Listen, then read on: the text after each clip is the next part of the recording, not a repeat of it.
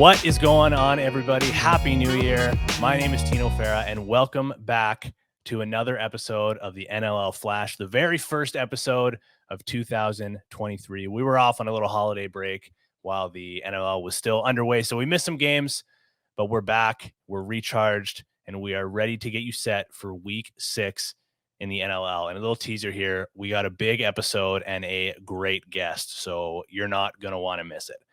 Like I said, we obviously missed a couple weeks worth of games, so we're not going to recap all of those because it's a little too much homework for me, we'll say. But we are going to recap Week 5 before we get into Week 6. We're going to let you know about the Flash Game of the Week that you guys voted on. Thank you very much for all the participation in that, as always. So we'll get going on that shortly here. But before we talk about Week 6, let's look back at the week that was. Let's recap Week 5. Just 3 games to recap from Week 5, and it all started with this highly touted, highly anticipated matchup between the Halifax Thunderbirds and the Buffalo Bandits. Hopefully you bet the over on this one too, because they absolutely blew it out of the water, and it wasn't even close. After going shot for shot through 2 quarters of play, the Bandits finally broke free in the third quarter, and that would end up being the biggest difference. Jake Withers was an absolute animal at the faceoff dot, going 28 for 35. The only issue, though, Josh Byrne and Dane Smith combined for 22 points between the two of them. Oh, yeah, and Matt Vince had 44 saves of his own. Buffalo took this one 18-13. Do you think Dane Doby likes playing against his former team?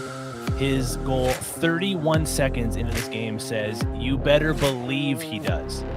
San Diego would go on to outscore Calgary 13-5 for the first half, but hang on a second, don't go anywhere just yet.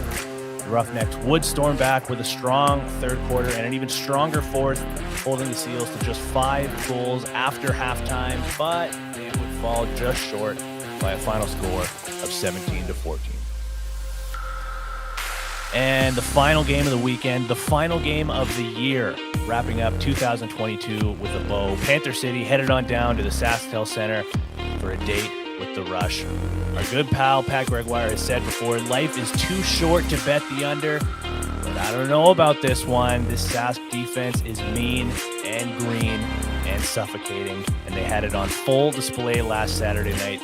But you know what? 6 points from Mark Matthews, 6 points from Robert Church, and how about 5 more points from Ryan Keenan?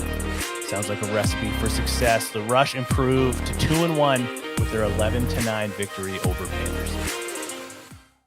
All right, and as always, we like to put out our poll. We like to leave it to the viewers, the listeners, to help us decide what our Flash Game of the Week would be.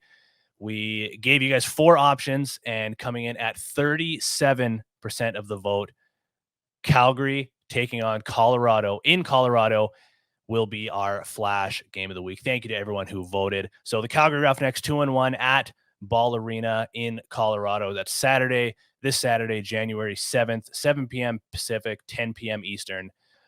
All right, it's time for everybody's favorite part of the show, the part where I stop talking a little bit and leave it up to our guest of the week to take the reins. So for the first time in our show's history, we don't have a broadcaster. We don't have an analyst. We have an insider of sorts, and arguably, and more importantly, the goaltender for the Calgary Roughnecks, number 35 in the crease, Christian Del Bianco. And Christian, first of all, thank you so much for making time for us. But second of all, and probably more importantly, I don't know if the debate has ever been settled, but can you settle it for us here tonight?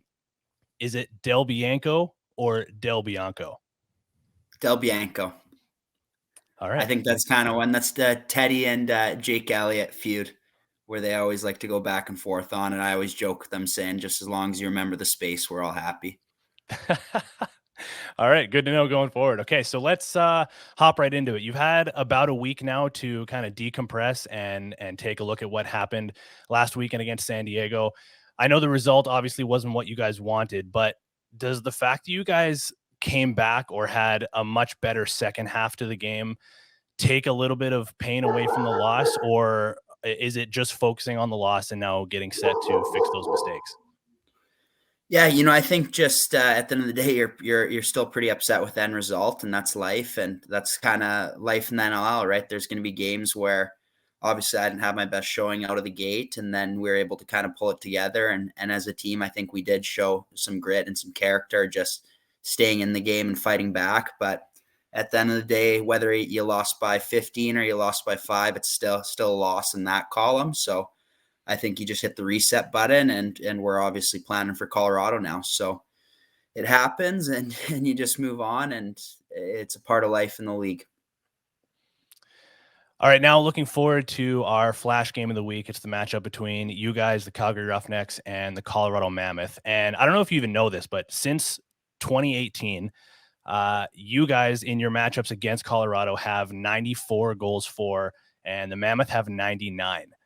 In your eyes, what makes this matchup such a tight one? I think at the end of the day, any Western game, right, is such a big game, and there's such kind of tight, heated rivalries. And obviously, Colorado and Calgary are two teams that have kind of been around forever and always had a bit of that rivalry. So it's always a fun game that you kind of mark on the schedule. And obviously, for me, it's when you're going against a guy like Wardo, it's kind of a big challenge and something you look forward to. It's kind of iron sharpens iron. So it's exciting stuff. And yeah, it's kind of when you pulled up that stat of 99 to 94 or whatever, it's not really that surprising. Just kind of going back the couple of years now that I've been in the league, how tight it's been. Not to go back into a painful memory from last weekend, but last weekend we're going to do it anyways. Last weekend against the Seals, it was kind of a story of two halves, like we've talked about. Through quarters 1 and 2, they outscored you guys 13-5, while then in quarters 3 and 4, you guys clawed back and ended up putting up 9 to their 4. How much focus this weekend is being put on the start to this game? Yeah, I mean, I think at the end of the day, any game you're not going to win if you don't play a full 60, right? I think whether that's that you can't start with a solid 40 and you can't finish with a solid 40, right? It needs to be 60 minutes consistently, right? The teams are too good and it's just too close, right? So I think obviously out of the gate, we're going to prevent that slow start ideally, but not only that, just stay on the throttle throughout a full 60 minutes and try to outlast any team.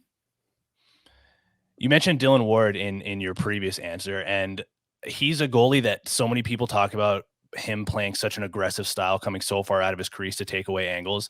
When you're watching him from your end of the floor and you're talking to your defense and your guys in intermissions and stuff, are you kind of giving them, the offense at least, some maybe pointers on how to beat Ward, or are you just leaving it up to them? No, you know what? I think Mouse gives them enough information here and there. Every once in a while, the coaches will kind of ask me a little thing here and there, but for the most part, especially with our coaching staff, I don't think there's many offensive coordinators or coaches that are giving their shooters as much information as Mouse is. So I think I just kind of let them handle their end and they let us handle our end.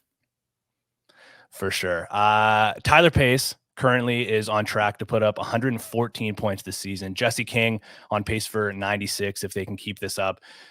Both of these guys have massively high lacrosse IQs. How critical are both of them for you guys to have success throughout the rest of the season and going forward in the future as well?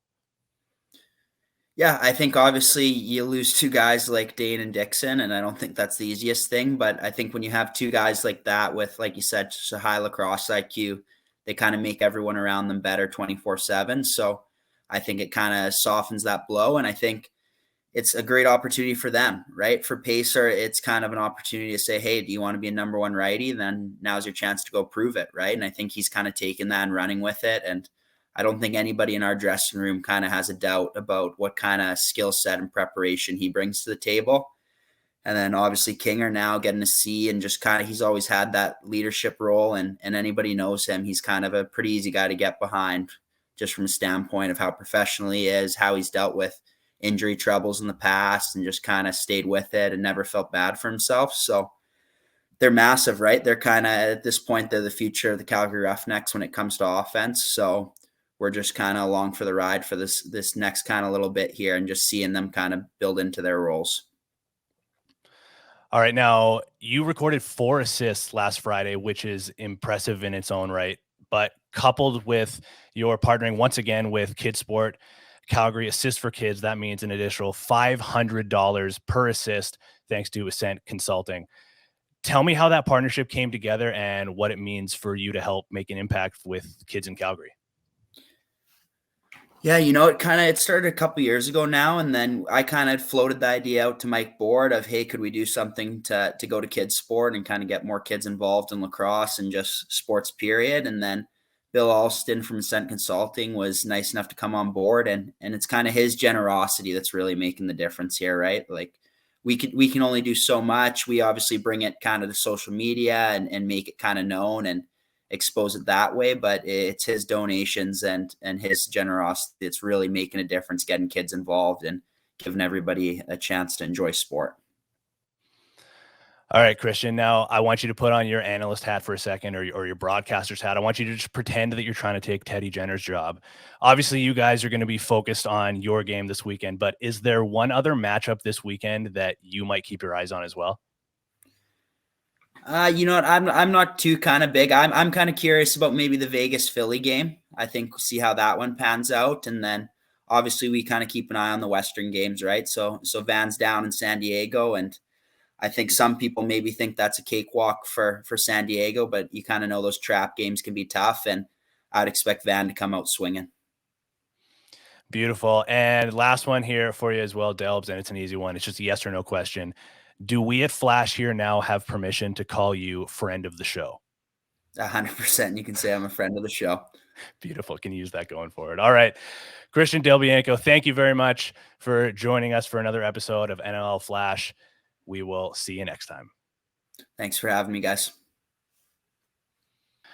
A huge thank you once again to friend of the show, Christian Bianco, for joining us for this episode. Again, I'm going to overuse the friend of the show as much as I can, so get used to it.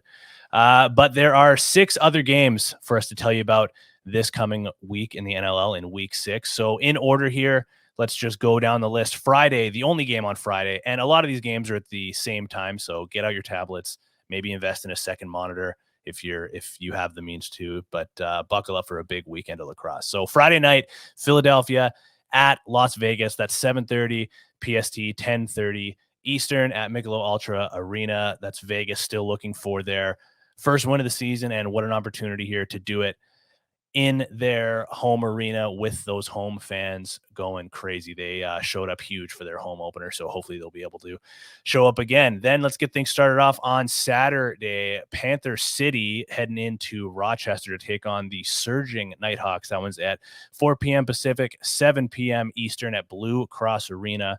Rochester looking to remain the only undefeated team in the East. How about that? We'll see what Connor Fields can cook up for us in that game. Also at 4 p.m. Pacific, 7 p.m. Eastern, the Halifax Thunderbirds head into Albany to take on the Firewolves. That's at MVP Arena. Again, at the exact same time on Saturday, Buffalo heads into Georgia, 4 p.m. Pacific, 7 p.m. Eastern. That's at Gas South Arena in Georgia. Finally, a game on Saturday that's at a different time. Joke's on everybody, though, because it's only a half an hour later. At 4:30 Pacific, 7:30 Eastern, Toronto takes on the New York Riptide. That's in Nassau Coliseum. That's a game I got my eye on. I think, Pat Gregoire said in his hot take for the week that he thinks New York's going to get their first win of the season. I'm kind of on his side here, but we'll see. That's a veteran group in Toronto, and we'll see how they can bounce back from couple of tough losses there. So keep your eye on that matchup. Then obviously we have the Colorado versus Calgary game, which we've already talked about. And to wrap up the week, Vancouver taking on the San Diego Seals. That game is at 7 p.m. Pacific, 10 p.m. Eastern in Pechanga Arena in San Diego. Vancouver's got to get something going here, man. They got a new goaltending tandem between Ethan Woods and Aiden Walsh, looking to flip the script on their season. And, like Delb said as well, a lot of people may be looking at this as an easier matchup for San Diego, but you got to remember when these two teams face off, it's a fiery game, it's a feisty game, and Vancouver usually shows up for this matchup. So we'll see how they fare in that matchup against San Diego, and that wraps up the remaining games in week 6. All right, that is going to do it for us here at the NLL Flash. Once again, thank you so much to Christian Bianco for joining us. Good luck to him in his matchup, and him and Calgary's matchup against the Colorado Mammoth this weekend. Happy New Year to everybody once again. Can't wait for another full season here of episodes of games, and I can't wait to see what we can come up with here on this wagon at Lacrosse Flash. So for another episode of the NLL Flash, my name's been Tino Fera, and we'll see you next time.